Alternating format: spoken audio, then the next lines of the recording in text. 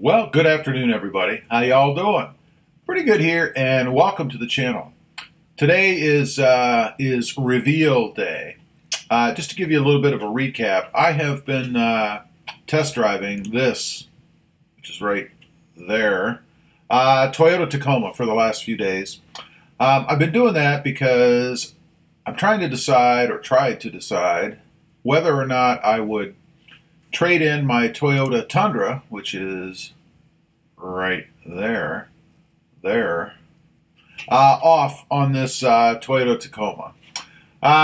Some of the reasons why I'd mentioned in other videos was my needs have changed. You know, when I had the truck in Ohio on 5 acres, you know, I would use it for occasionally to haul stuff or whatever, and in the snow.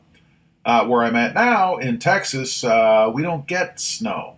Nor am I hauling anything. I don't have 5 acres anymore, so I really don't need it as much, and it needs to be able to fit in the environment I'm in right now, as far as the garage and the roads and all that good stuff.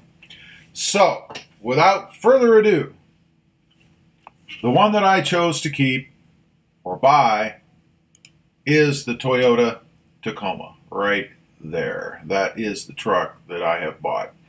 Now, I've got the flame suit ready. It's a virtual flame suit because I know there are a lot of people out there that are going to say, why would you do that? The Toyota Tundra was so much better. It's so much more of a truck, blah, blah, blah. Well, I would disagree in my situation anyway. I'll give you 6 reasons why. 6 reasons why I decided to do that. Number 1. It fits in the garage better.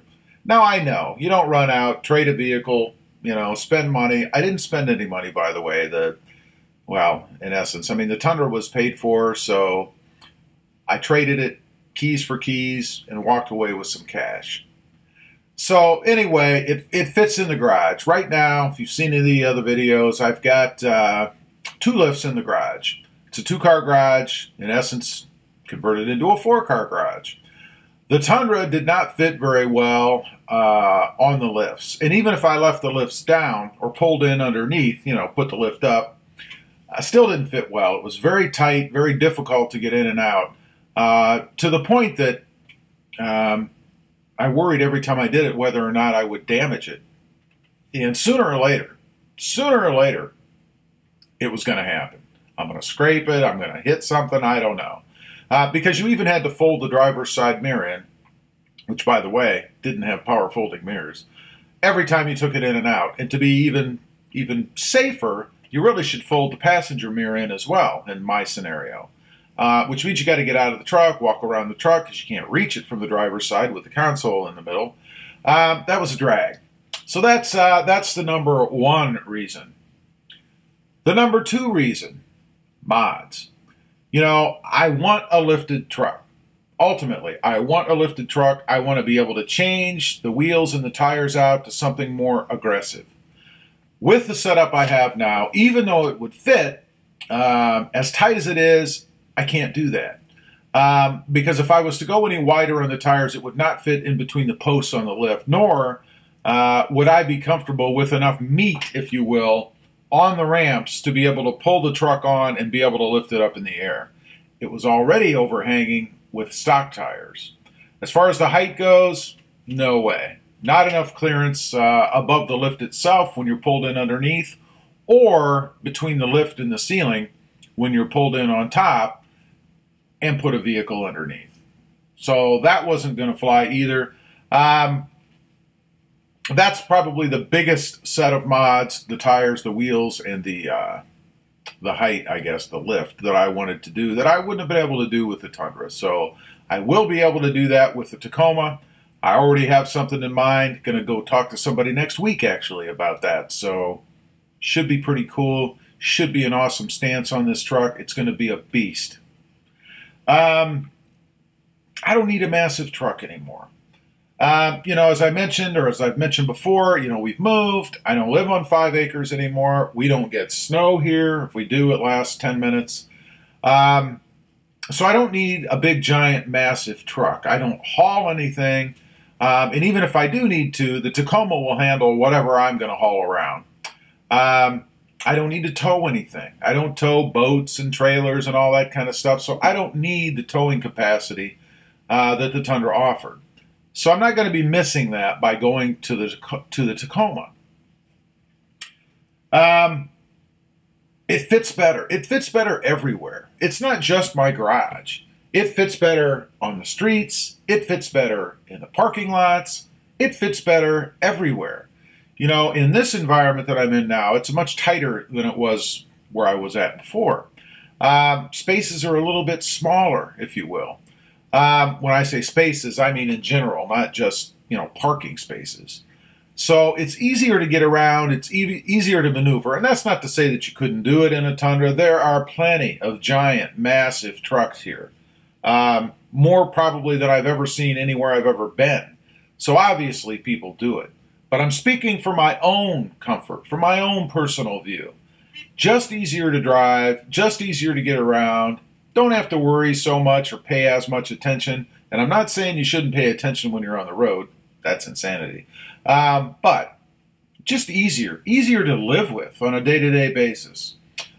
Tech. Let's talk about tech. Everybody always dogs the Tundra for the tech that it has, right? Because it's behind. The Tundra is a little more up-to-date, let's say.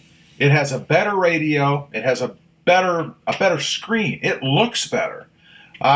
It's easier to manipulate, I think, because of the way it's set up. Not that that's hugely different from the Tundra, but I just like it better. The screen itself I like better. It has keyless entry. One thing I really missed when I went from the Rebel and the other Tacoma I had previously to the Tundra. The Tundra has a key. Come on, man. We don't need a key. The Tacoma has keyless entry, push-button start, and this was a big thing for me, because you have to have this these days because people steal them. A locking tailgate. When I say a locking tailgate, I don't mean you got to run around to the back, stick a key in it, and lock the crazy thing.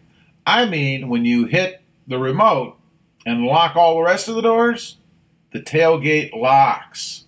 How much more convenient is that? I mean, it would never fail. I'd be walking up with something that I was carrying that I wanted to put in the bed of the truck, and I had to fumble around with a key to unlock the tailgate, put it down, which you still have to put it down, but unlock the tailgate, find my keys, all that crap, and then put my load in there. Because invariably, I would forget that I had locked the gate until I was carrying something and needed to unload, or load in this case. The final thing is aesthetics.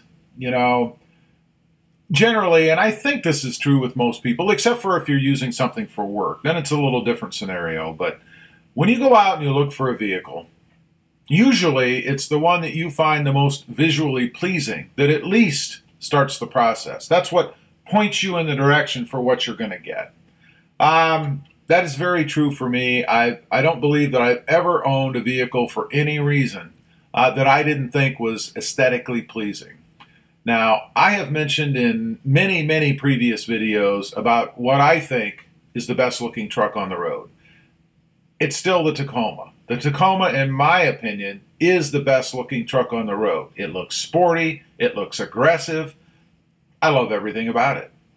Now, just in case you're wondering, well, what are the next couple? The Ram Rebel?